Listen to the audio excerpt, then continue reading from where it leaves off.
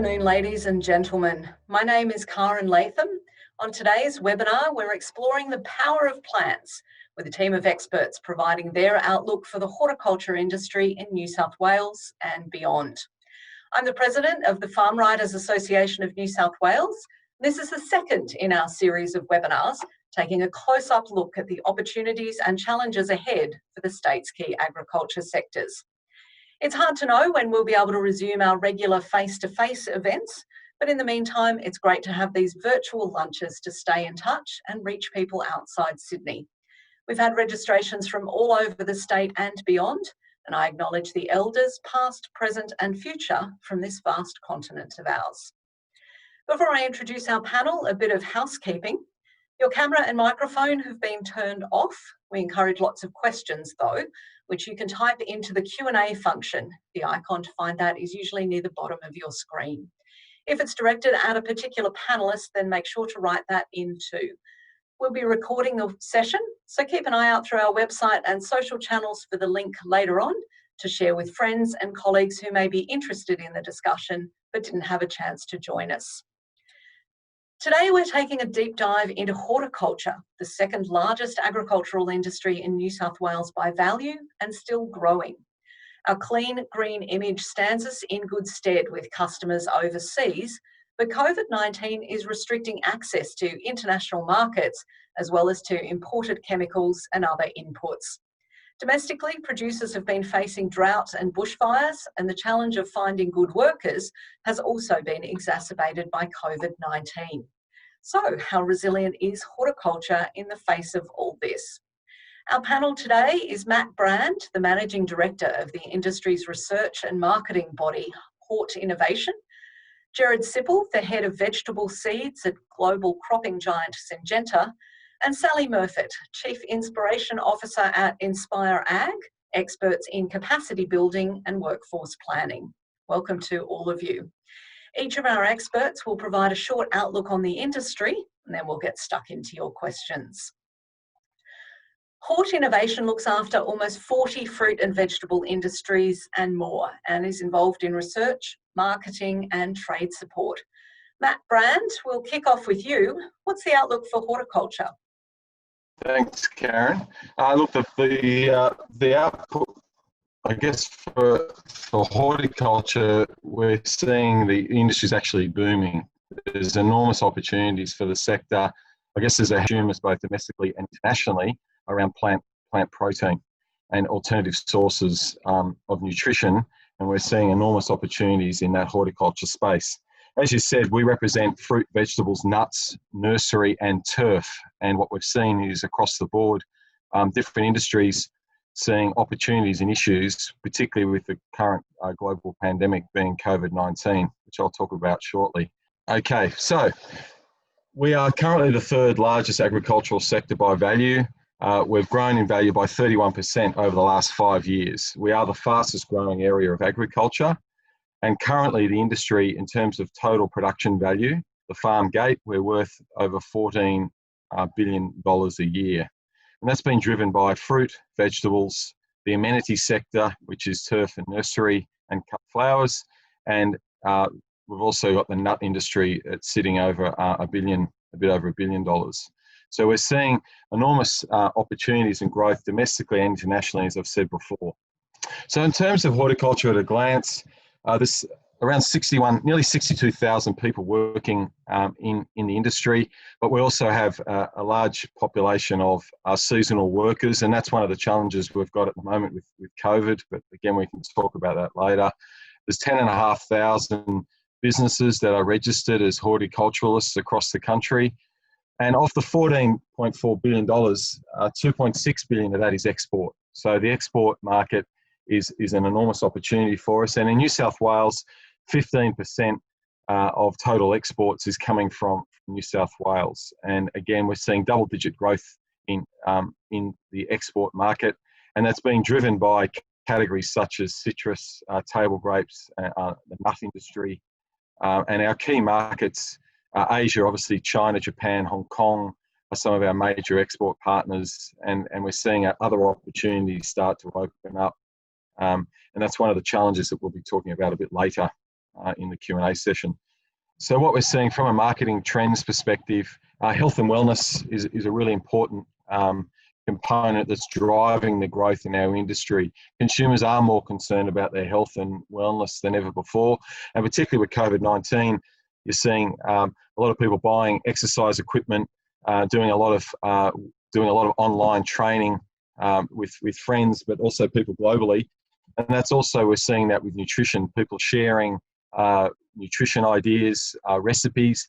The downside of that is also trying to myth bust where people are worried about having to wash their fruit and vegetables with hand sanitizer and things. So we've had to do a fair bit of work around educating people that if you just wash your fruit and vegetables like you normally do, then there's no issues.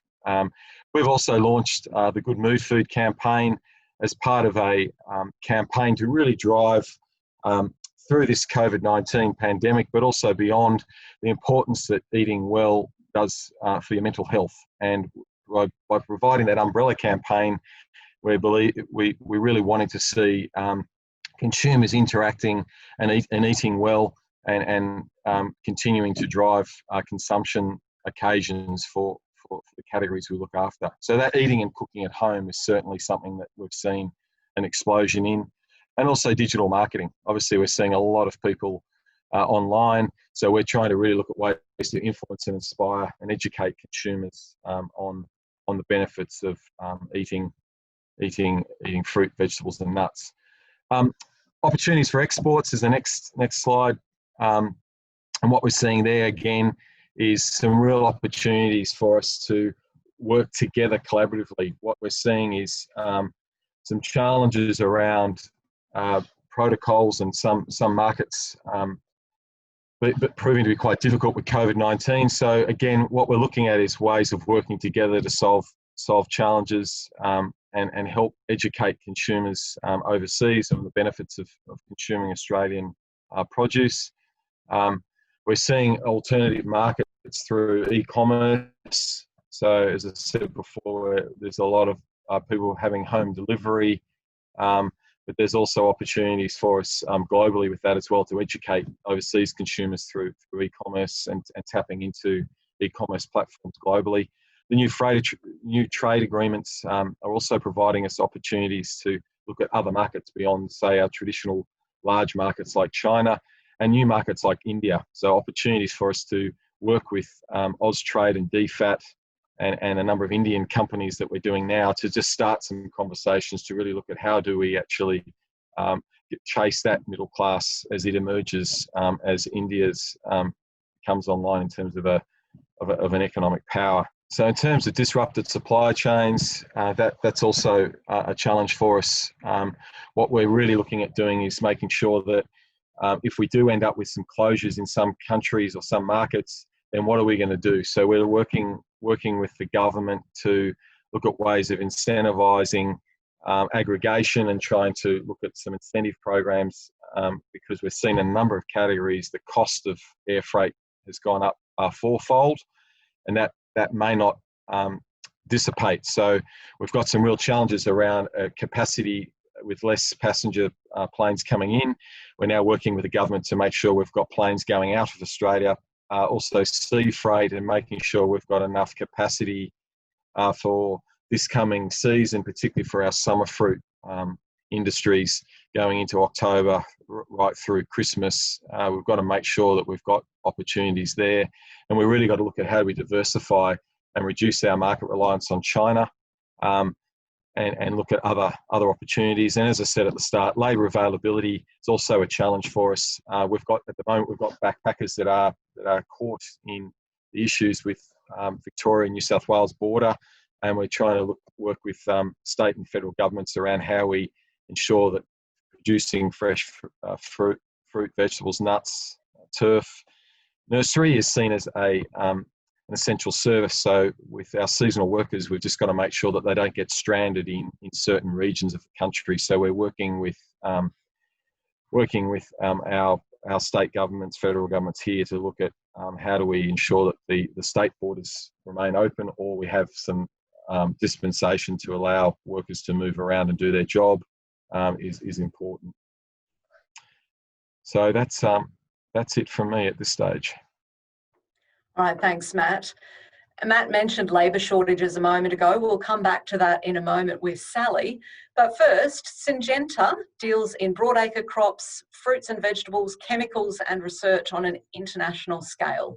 Gerard Sippel, what has COVID-19 done to some of those supply chains? And from your perspective, what happens from here? Thanks for the opportunity today to reach out to a wider audience. I'll speak specifically about the veg markets that we participate in. And look, it's been a challenging year, but there's been certainly a lot of positivity that's come forward, and Matt touched on that today. So there's certainly a positive future for horticulture in this country, and certainly vegetables within that. I guess it's well understood, whether it's horticulture or agriculture more broadly in this country, farmers are dealing with a complex set of issues. And I get one of the key topics we'll talk about today is the social license, and the freedom to operate, I guess, up against what is quite a large and growing societal expectation in how our food is produced and where it comes from, and so forth. So I guess earlier in the year, COVID entered our market and just created that extra complexity. But we know with growers in this country that their willingness to change, their adaptability, and certainly that ambitious nature which they hold will move the industry forward. Perhaps some speed bumps at this time, particularly related to labour, which we will discuss later, and the mobility of staff.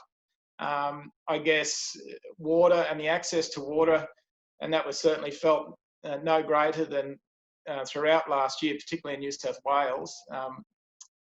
And now the changing market dynamic that's happening as a result of COVID in the way that consumers, what they preference to eat and what they preference to buy. And Matt touched on that locally, and we've seen changes in that sort of more convenient space this year, where people are eating at home. And I think that in some ways is a good thing, in that it's allowing for a greater connectivity of the consumer at home as to certainly the commodity products they buy and where they come from, and then trying their own. The boom just in the backyard vegetable crop has been significant this year, and I think that education piece from a hands-on perspective has been quite important throughout the year also. But it has been a genuine test, and I think that test will remain for some time. Robert, just the next slide, please. I'll just talk about, you mentioned the supply chains broadly. If I think about international shipping this year, yes, it is at a premium. There's no question about that, particularly out of Europe and the US. And being so far from those markets, we do pay that bit extra. I guess early on, what happened, and what is a good thing, that most developed markets, if not all, benefited from local governments declaring that vegetables were an essential part of the food chain. So the shipment of seed globally has been only hindered really by the availability of shipping lanes. So we do have that preferential treatment when it comes to the shipment of goods. If I think about regulatory challenges, I think if I think here locally about Australia, it's been considered normal, I guess. We have our ups and downs from time to time in terms of changes in protocol, but that's always there. I think if you're a seed exporter out of Australia, you're faced with more challenge around documentation and phytosanitary requirements in those origin countries, destination countries rather.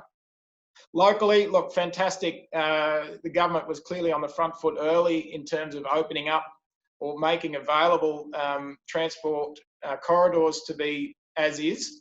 We did see some panic buying earlier this year, which I guess led to some stress points, but in a general sense, shipping across Australia has been fine. I'll touch on, I guess, a part of the supply chain, which is, I guess, in the future thinking. It's around seed production and research and development. Now, seed production for Australia in particular is heavily reliant on what happens globally. We genuinely participate in a global marketplace in that sense. So having crop experts, whether it's the Syngentas or the other major seed producers of the world, having our crop experts immobile and allowing them to travel to different countries and offer that advice and support and technical outcome from seed production has been problematic, but it has been manageable. So I guess not ideal, and the same could be said for the research and development side of things, where we have hubs of researchers around the planet who rely heavily on that mobility piece to make those selections and identify the next generation of material.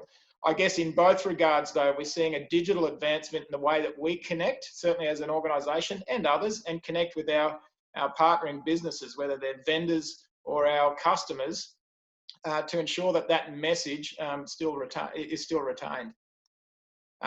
So yes, it has, as I said in the headline, it has certainly been tested this year, but I think our supply chains have proved resilient beyond doubt throughout the course of this year. So I might just pull it up there and pass it on. Terrific, thanks, Jed. It's always interesting to hear how companies are changing to these interesting times.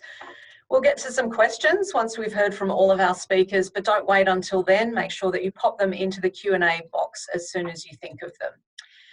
And speaking of resilience, those in agriculture are well aware of the seasonal demand for labour that horticulture faces every year. Sally Murfet, how's the industry dealing with this generally, and then with the kicker that's been presented this year by COVID-19? Thanks, Karen. And firstly, before I get underway, I just wanted to thank the New South Wales Farm Writers Association for the invitation to talk about something that I am super passionate about. My challenge today is to condense what I have to say into 5 minutes. That's a little bit tricky, but here we go anyway. We'll give it a crack.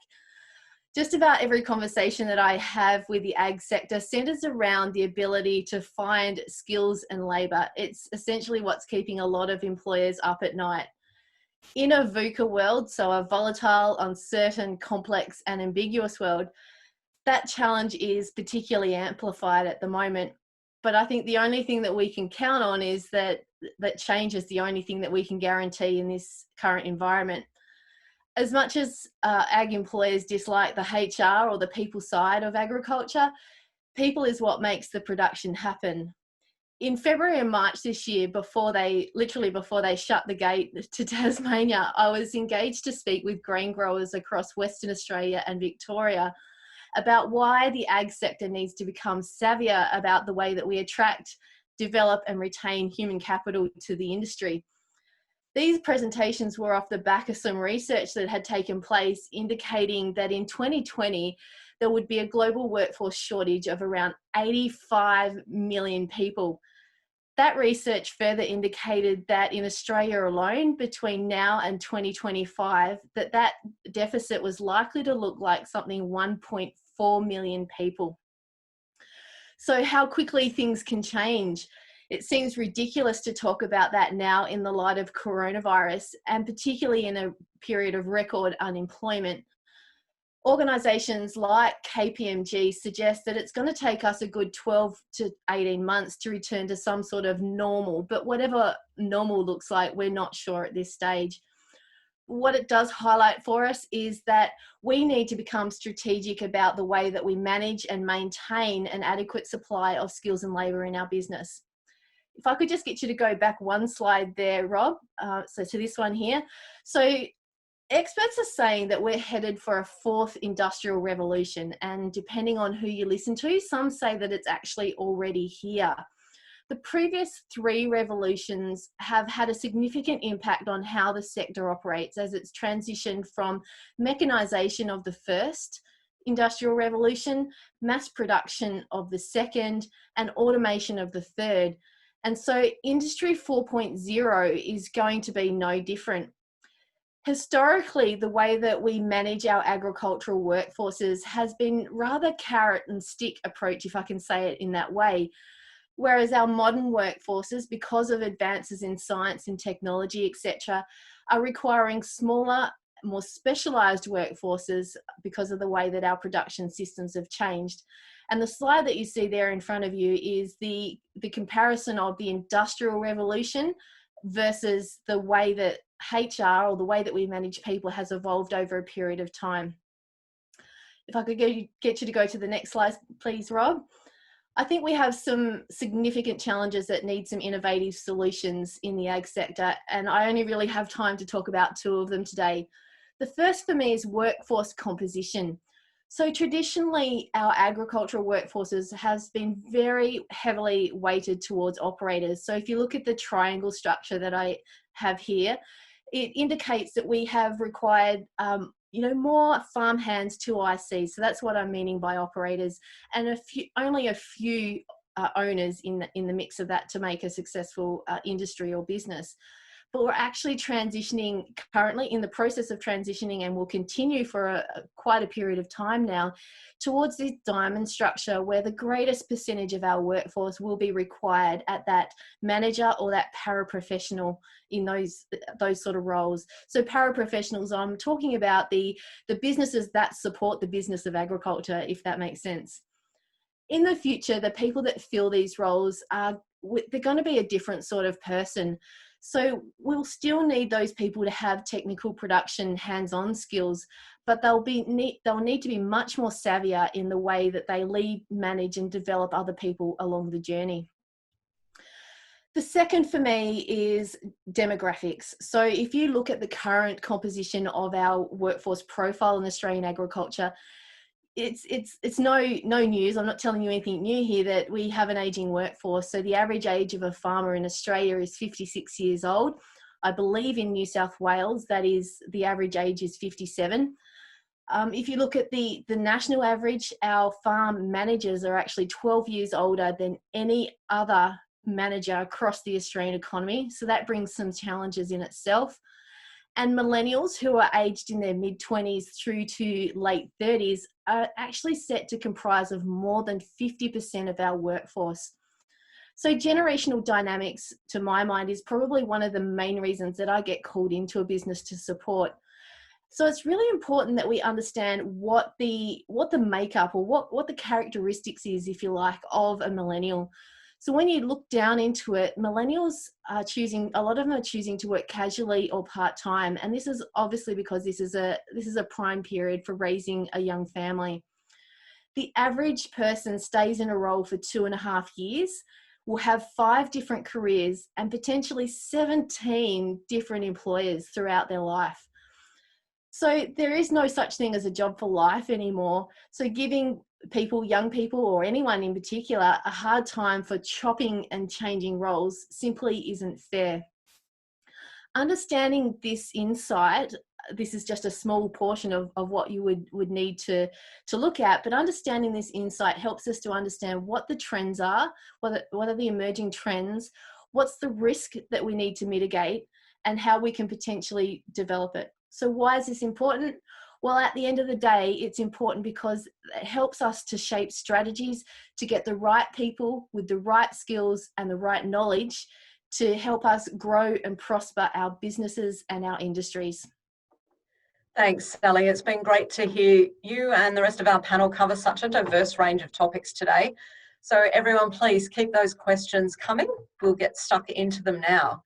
Matt, we'll go to you first. You mentioned the cost of air freight has gone up 4-fold, and the government has been providing some funding to keep those planes going out. What's the response been for industry to that?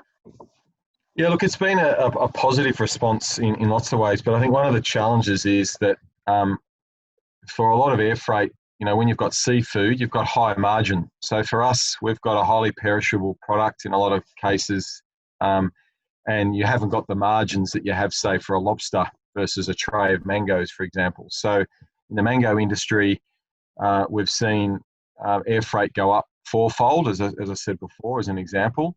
So what we're doing is we're working with government to look at how we can look at ways of trying to reduce some of that cost, but also look at ways of looking at what do we do with this additional fruit if we can't get it into certain export markets. So sea freight will work for some categories, but for mangoes, sea freight isn't an option. So there are some challenges that we've got coming, but we're in good dialogue with government and industry to look at what are the opportunities. Cheap mangoes at Christmas, I'm not sure I would complain, even though the growers might.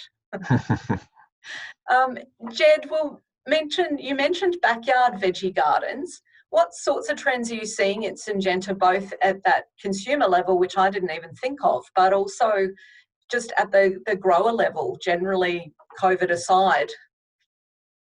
Yeah, I think there were some very clear examples just as COVID really started to play out, particularly in those growers that were leveraged or targeting rather the food service markets.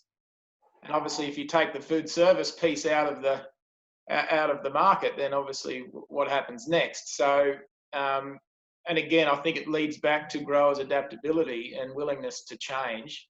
But it's a crop cycle of change. It's not that easy to simply change from growing bagged lettuce to growing a more field crop situation. But you see that adaptability play out. So I'm not underestimating the impact that was there early on.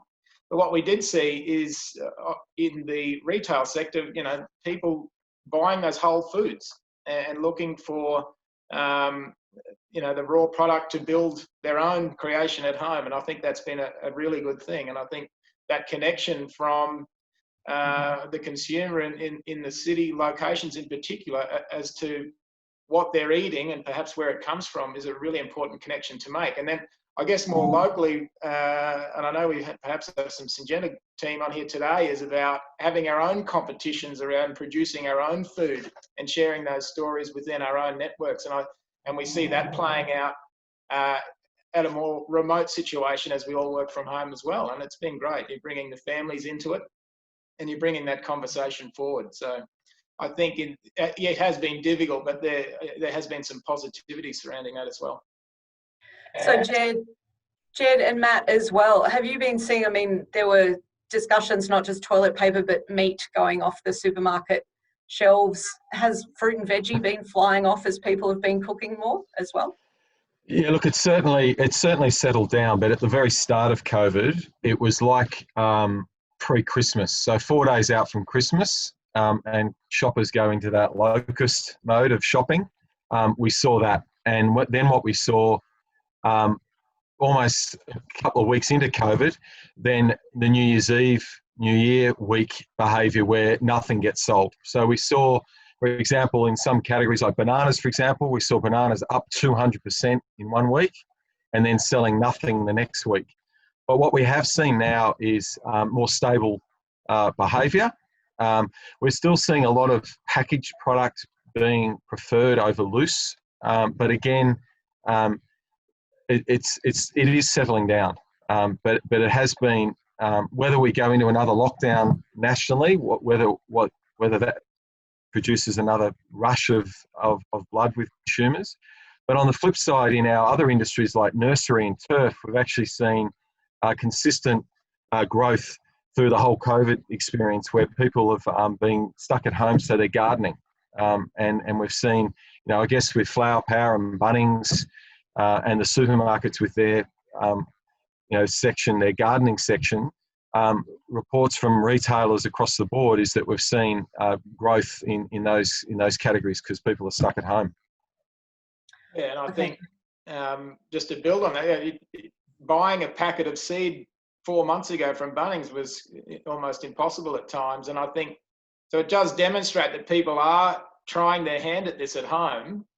And I guess one of the things perhaps I hope that does resonate is that it is a challenge to grow a head of broccoli or a head of cauliflower or some lettuce. That realization is that it's actually not that easy, and I guess try and amplify that on 100 acres. So I hopefully there is some reflection in that regard as well. You think it might get a bit more sympathy for the farmers who are doing this all the time? Oh, look, we live in hope, I guess, but I guess you don't know how challenging something is or how rewarding it is until you try it yourself. And I think that's an important element that's come throughout this process as well. Fair enough. Now, Sally, a question for you from Celia Connor, who's involved in Hort education at the university level.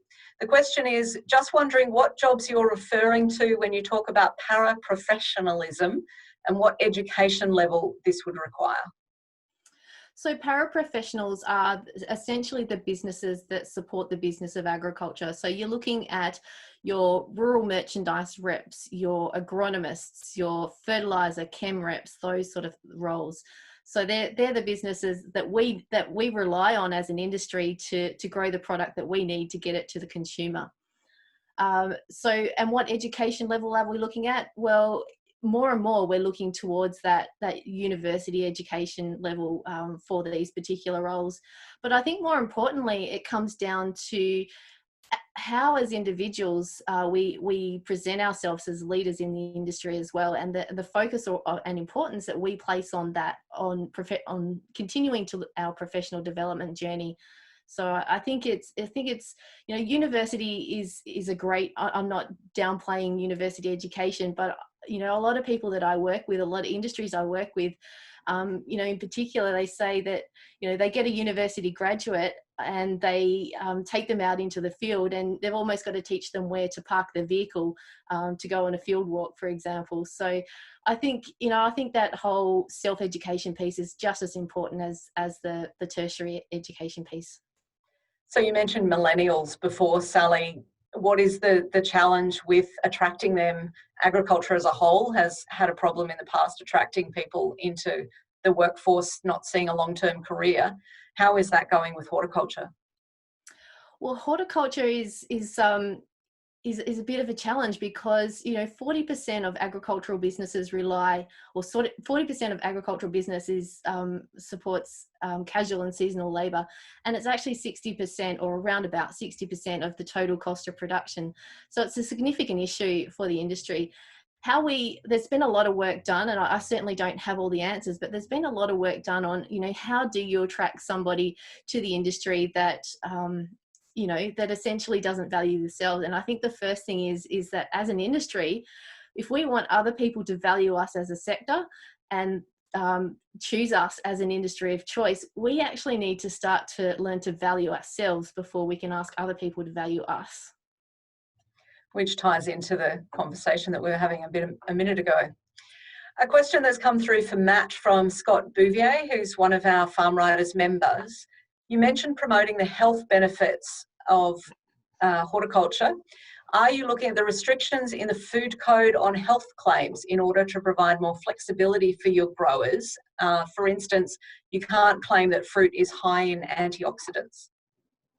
Yeah, so look, there is an opportunity that the National Dietary Guidelines are, it's been announced that they're going to be under review again. So I think that will provide us with an opportunity to embed ourselves in that discussion. And also, I guess, as we work through different campaign ideas and concepts, we've always got to be looking at what restrictions we have. So that's certainly something that we can look at as part of that dietary guideline review. Fantastic. And do you think that you've had a good response, slightly off topic, from your Good Mood Food campaign? Have you had much response?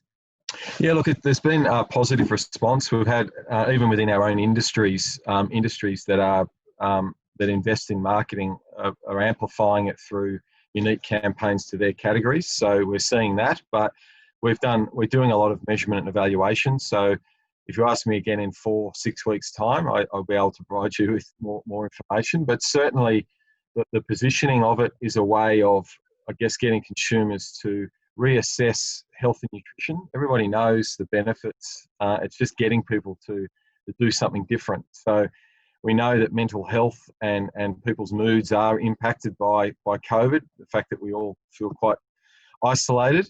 So we believe there is an opportunity for people to revisit the category, and health, nutrition, well-being is certainly a trend around COVID. So that's what we're tapping into. Fair enough.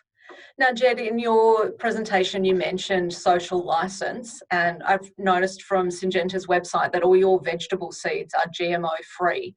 How big an issue is that, particularly given that Australia doesn't really have any GM allowed vegetables? Just generally, is that an issue for vegetable seeds? Look, I guess it's a topic of a regular conversation, to be honest. It's not something here locally in Australia that presents itself forward too readily. I think the production systems, the technology, and the hybrids that companies like Syngenta bring forward to the market allow for that conversation to be at a lower level, particularly in vegetables.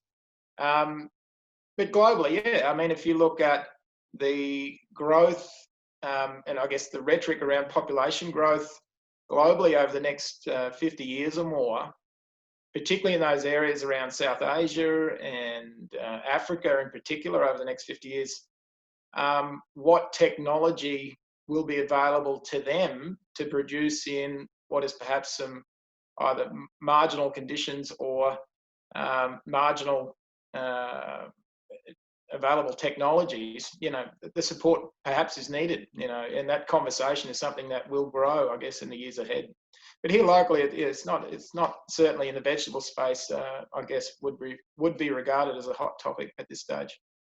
Matt, what about from your perspective? I know Hort Innovation is the research body. Is that something that you've got a policy on? Look, at the moment, I agree with Gerard. It's not a huge issue right now. I think the bigger issue is actually the whole sustainability framework that we're seeing coming out of Europe through the UN Sustainability Development Goals, and I think they're probably the key drivers at the moment. Consumers are becoming more aware of sustainability and what it means, and particularly the UN with its 17 Sustainability Development Goals. I think for horticulture, there's at least 11 of those 17 that we could influence and have impact on. So, like water, for example. So I think that's probably the more of the focus. I think for consumers, provenance, that consumer trend is not going anywhere. People want to know where their food fibre is coming from. So we're continuing to drive that. And I think it links to the comments that Sally was making before, that we've really started to try and showcase our growers because, as Gerard said, it is hard to grow fruit and vegetables consistently, and the quality of what our Australian growers do day in, day out is a remarkable thing. It's an art and a science.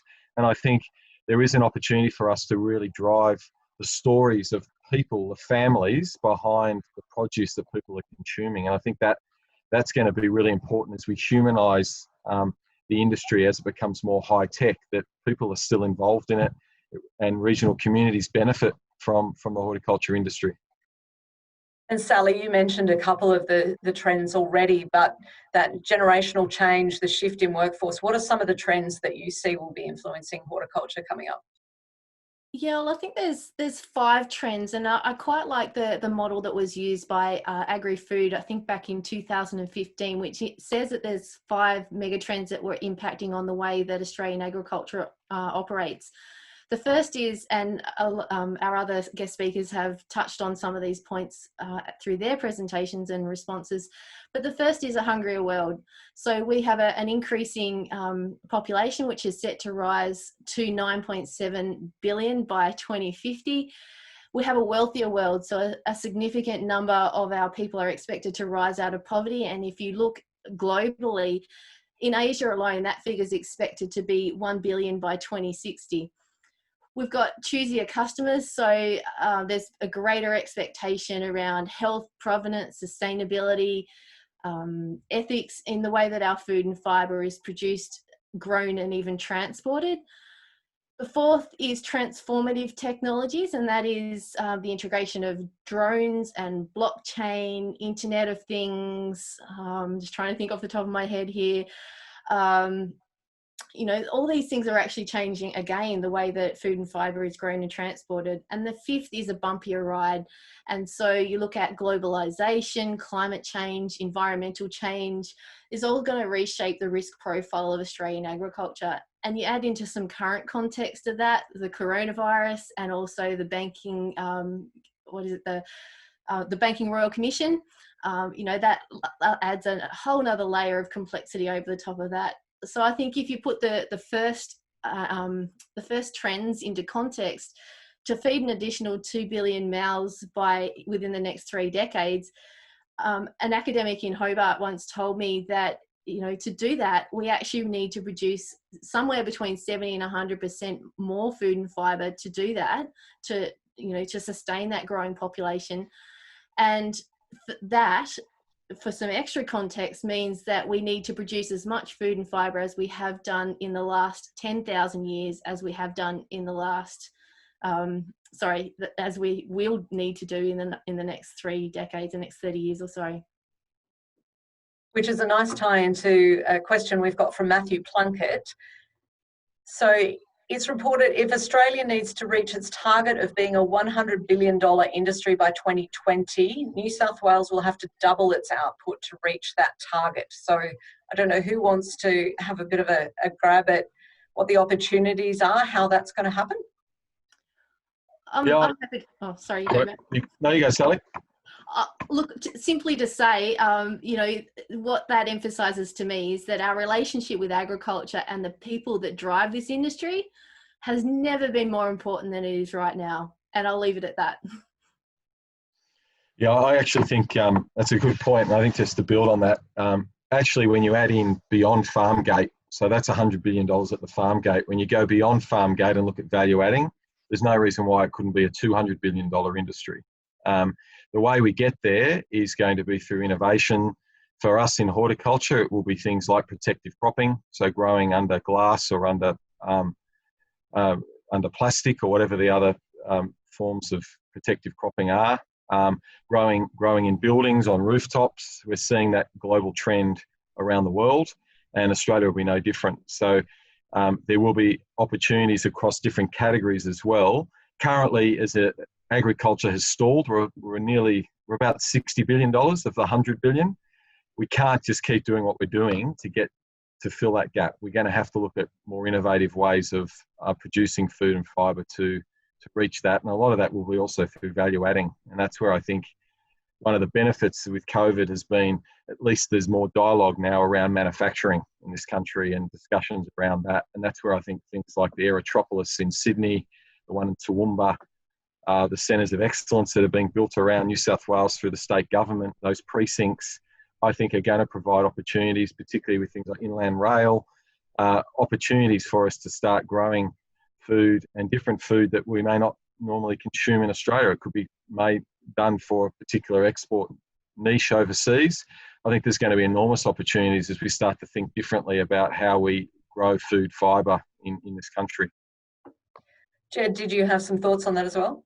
Yeah, I think a lot been said there, but I think one of the most important elements is partnering for success. I don't think each of us can say we've got the silver bullet in our own backpack, but it's partnering across the industry, partnering with regulators, and having transparent conversations around what's required and what's needed to get to those levels of output, conversations with government, and that general web of partnership in all the different elements that make up horticulture is critically important to take it forward. Absolutely. Now, there's obviously a lot of discussion about that needing to be an export thing. There's a question here from Lisa Chen to all of you, whoever's got a view. In terms of branding and stories around Australian horticulture in the global context, how do you view the new Brand Australia logo, which is based on that stylised wattle?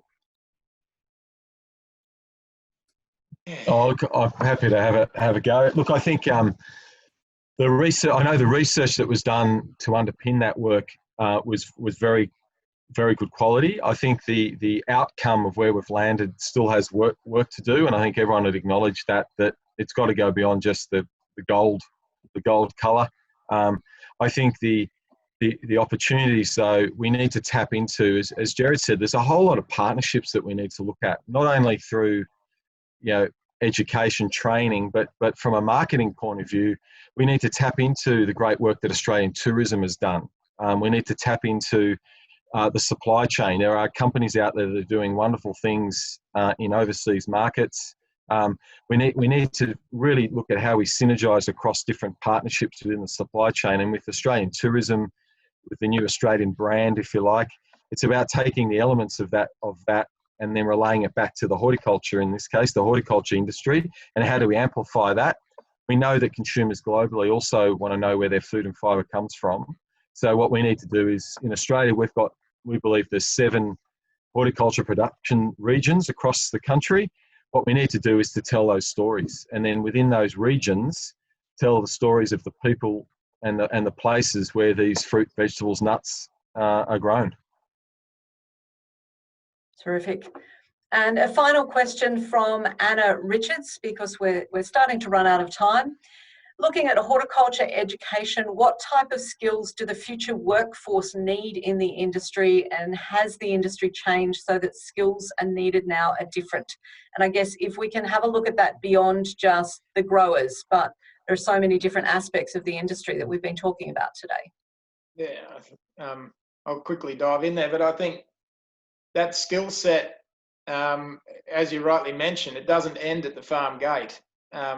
Horticulture, particularly in what Australian horticulture can offer the world, is at a premium value-added space as well. So having skill sets technically on the farm, commercially on the farm, and then right through the value chain from innovators in the way of how we package. And I love that connection Matt just mentioned around industry connections in tourism and might be health, and all these other connections and skill sets that we can bring forward, I think are really important. I guess what's encouraging of late is the reduction in fees in those that are studying agriculture going forward. But I guess it's this ongoing education piece around how do we entice young people into this industry, because I'm certain, and I've realised that in my own career, is that they don't realise what a great career, what a great future they have in the space of horticulture and agriculture in this country. And that skill set, how valuable that will be in the years ahead. So if I was a 20-something entering the industry and looking at growth, again, of that population and where that's happening, what an amazing career you can have in the next 50 years if you study agriculture here in Australia. Matt, Sally, do you want to weigh into that one? Yeah, I think for me, the education piece is really important, and the image of our industry. I mean, I remember when I went to ag college, I think a lot of people thought I was doing it because I was a funny kid and I could lift heavy boxes. But once I got out of ag college, the world was my oyster. There are so many opportunities in this sector, and agriculture, including horticulture, is an art and a science. And I think there are so many opportunities. You know, even today on with our guest speakers, you know, I've done some work with Syngenta and was lucky enough to meet some of the Syngenta in their head office overseas, and the global reach of these companies and the experiences that young Australians have had in businesses like Syngenta is a really good example. I think what I saw when I was in Europe, really good example, where I had a young fellow come into a meeting when we were in Holland. He was in designer sneakers, a really nice looking t-shirt and fancy jeans, and he was a farmer. Now, that image, if I had have asked anyone, what does that young man do, they would have said, oh, he's obviously in IT. But he wasn't. He was a farmer, and he was growing produce in a building in the middle of Amsterdam, and was one of the largest lettuce growers in the country. So as an example, whereas if I put up the image, often people think, oh, an image of a horticulturalist is you're covered in mud and you're carrying ag pipes around. That's so far from the truth. And that's something where we need to work with our educators and work again with our supply chain and amplify the fact that agriculture provides so many opportunities from on-farm, off-farm. On-farm, there's so many opportunities. There's so much tech coming into the sector that there's really a place for everybody. We want to encourage cultural diversity into our industry and walk away from this groupthink and really drive that entrepreneurship, which has always underpinned Australian agriculture. But I think there's opportunities to really modernise how agriculture is positioned in this country. Sally, last word from you. Oh gosh, I don't often get the last word.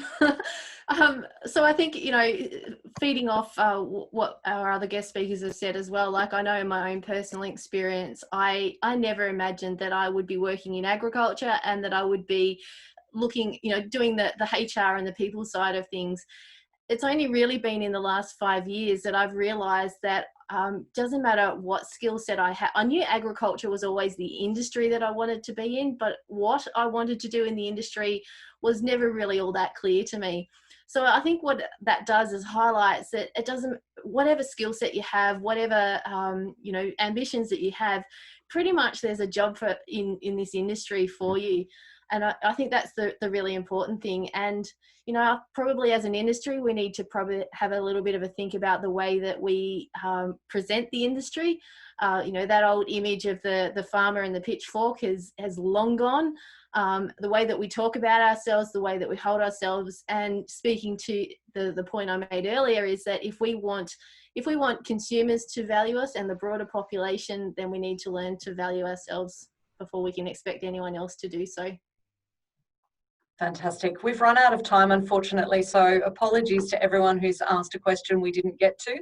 It's certainly been a wide-ranging and interesting discussion, so thanks so much to our panel for their time and insights. Matt Brand from Hort Innovation, Gerard Sippel from Syngenta, and Sally Murfet from Inspire Ag. This is a series of webinars taking a deep dive into different agricultural sectors in New South Wales. Our next one is on the 14th of August, that's another Friday, and it's all about the grains industry.